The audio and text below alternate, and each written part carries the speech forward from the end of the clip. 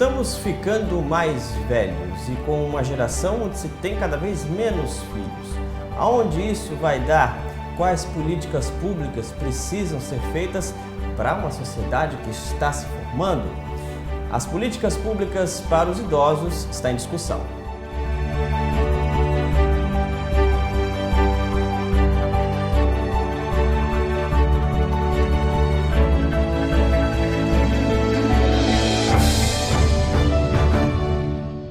Para entrar nesta discussão, nós convidamos o Jorge Souza Alves, ele que é supervisor de disseminação de informações do IBGE. Nós temos também uma geriatra, especialista na população idosa, Fátima Cartacho, e também nós temos uma representante da Secretaria do Estado do Desenvolvimento Humano, é a Raíssa Maia, ela que inclusive é da área de Gerência de Proteção Social Especial, que é direcionada à população idosa, a crianças e adolescentes ou pessoas em vulnerabilidade. Sejam todos muito bem-vindos ao Em Discussão. Eu vou fazer uma pergunta-chave e aí vocês respondem de acordo com o que vocês pensam sobre esse assunto. A pergunta é preciso pensar agora num possível futuro de uma sociedade mais idosa no Brasil? Isso já é uma realidade? Já é uma realidade, porque pelas pesquisas censitárias que o IBGE tem feito, a população, a expectativa tem mostrado que a população, mudanças importantes no perfil etário da população. Estamos ficando mais velho mesmo. Estamos ficando em função de vários fatores. Em primeiro lugar, o aumento do tempo de vida médio das pessoas, ou expectativa de vida, que no caso da Paraíba, só para você ter uma ideia, em 1980 na Paraíba era 57 anos.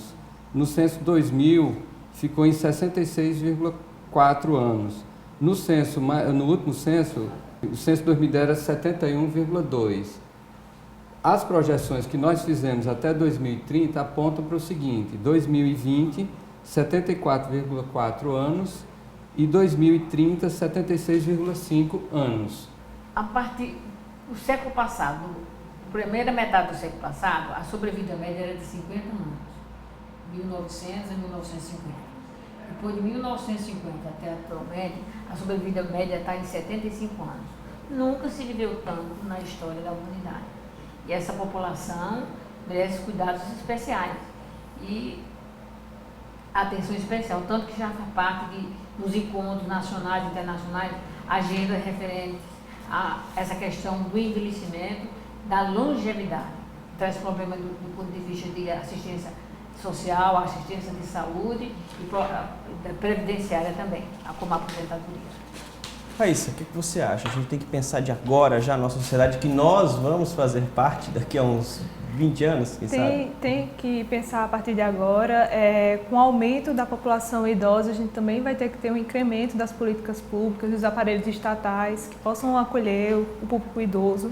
É um público que está se tornando exigente, porque o acesso à informação está crescendo também. Então, é importante de agora pensar nos idosos de amanhã, que estão tendo acesso mais aos equipamentos públicos, a questão da democracia participativa também, de incentivar os que já estão agora na fase idosa da vida, a partir de 60 anos, conforme o Estatuto do Idoso, mas pensar nos de amanhã também, que é um público que está tendo acesso a essas informações e que estão lutando por isso. O protagonismo do idoso está sendo incentivado agora e a população futura também vai começar a cobrar políticas públicas específicas para a área. Inclusive, a Fátima falou a questão na virada do século XIX para o século XX, que se vivia até os 50 anos. Isso ficou muito registrado na literatura de Machado de Assis. Então, por exemplo, no conto Miss Dollar, Machado de Assis descreveu uma pessoa idosa da seguinte forma: quanto ao velho que lhe dava o braço, era, como disse, um homem de 50 anos. E em Frei Simão, ele descreveu o personagem que dá nome ao texto de um velho com aparência de 50 anos. Frei Simão era um frade da ordem dos beneditinos e tinha, quando morreu, 50 anos em aparência, mas na realidade 38. A causa dessa velhice prematura derivada da que o levou ao claustro na idade de 30 anos. Quer dizer, 50 anos naquela época era já sentença de morte já, Era outra concepção que se tinha. Atualmente, como é que a gente está na questão de quantidade de população idosa no Brasil e quais são as projeções? Você até falou uma coisa curiosa, Rafael. No censo de 1900, a expectativa de vida da população brasileira era de 40 anos de idade. Nossa! Era uma população, era um país tipicamente rural, formado de pessoas analfabetas, onde se morria em média 40 anos, né? Nos anos 50 e 60, com os avanços da medicina, os investimentos públicos e privados em saúde e tal, contribuíram para que essa expectativa de vida crescesse, né? No caso do Brasil, né, eu estou levando em consideração a população idosa como aquela que tem de 65 anos ou mais. Porque, segundo a Organização Mundial de Saúde, idoso começa a contar a partir de 65, não é isso? É verdade, mas no Brasil foi estabelecido 60 anos. Tem órgãos públicos ou pesquisadores que conceituam a partir de 60, outros a partir de 65. Eu acho que esses conceitos eles vão mudar com o tempo. Vão mudar. A própria legislação ela é um pouco ambígua nesse sentido. O Estatuto do Idoso, já nos primeiros artigos, fala idoso a pessoa a partir de 60 anos de idade. Mas dentro do próprio Estatuto, a gente vê, por exemplo, o acesso ao transporte público gratuito a partir de 65. A Constituição fala em 65 anos. A gente vê o benefício de prestação continuada, né? O famoso LOAS, que se chama, a partir de 65 anos para idosos que têm uma renda etária abaixo de 1/4 de salário mínimo, por exemplo. Então, assim, a legislação ora trata o idoso como uma pessoa a partir de 60, ora como a partir de 65. Então, por isso que se justifica, né, a pesquisa. Então, veja bem, eu estou levando em consideração de 65 anos em diante. Então, a partir daqui, quando eu falar de idoso, são as pessoas de 65 anos ou mais, né? Então, no Brasil, no censo 2010, era cerca de 96 milhões.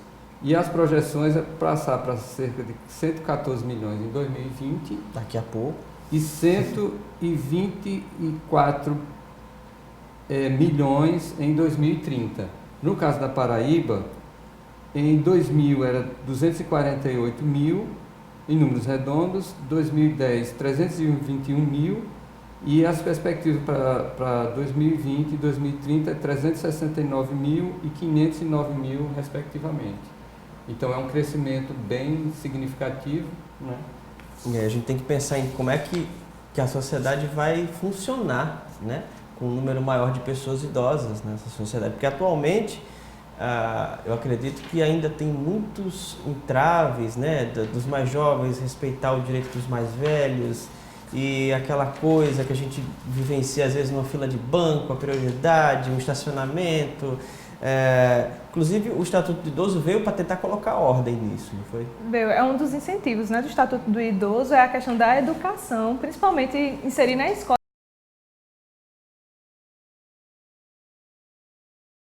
Isso desde criança, porque um dia essa criança vai se tornar um adulto que vai construir uma casa e ele precisa respeitar os parâmetros para construir uma calçada, né? Um dia ele vai ser a população idosa, e como é que vai ser a mobilidade dele dentro da cidade se ele não respeita o regramento de calçadas, por exemplo? Você falou muito bem sobre a questão de preferência de bancos ou então de estacionamento, de respeitar as vagas destinadas a esse público. É bem interessante como a própria Constituição Federal ela coloca um regime de solidariedade entre poder público e sociedade. Então, assim, está estabelecido em lei, mas depende de nós, da educação que é dada, também a questão de respeitar essa lei que é posta, né? Essa educação que ela está falando é importantíssima, educar a população para respeitar as pessoas idosas, no sentido que eles têm que entender que o idoso necessariamente não é uma pessoa em declínio, decrépita, não. Ele é uma pessoa que, mesmo aposentado, ele pode continuar a trabalhar, manter-se ativo do ponto de vista mental, do ponto de vista físico, ele pode trabalhar em muitos trabalhos depois de aposentado. E sexualmente, então, eles não têm aquela energia da maturidade, mas eles são plenamente capazes de trabalhar. Os idosos hoje não são como os idosos antigamente, que se escondiam em casa. Aquela lembrança daquela senhora numa cadeira de balanço, envolvida nas lembranças do passado. Hoje em dia o que a gente vê é os grupos de idosos se juntando. Não participando do noticiário, das notícias do dia a dia, acabou essa imagem do idoso. O idoso hoje ele é ativo, eles saem de casa, eles andam, eles dançam, namoram, fazem sexo, entram na internet, eles decidem, tomam decisões, trabalham, às vezes sustentam filhos, sustentam netos. Tem muitos idosos que fazem isso, né? Então hoje está se tornando um mercado consumidor até. Então eu acho que precisa ver essa mudança de paradigma em questão do idoso, que é discriminado como uma pessoa incapaz e decrépita. A gente vai ter que dar um rápido intervalo. Daqui a pouco a gente volta para falar um pouco mais de qualidade de vida do idoso, as políticas públicas que estão sendo colocadas atualmente e muito mais. Continue com a gente porque aqui tem discussão.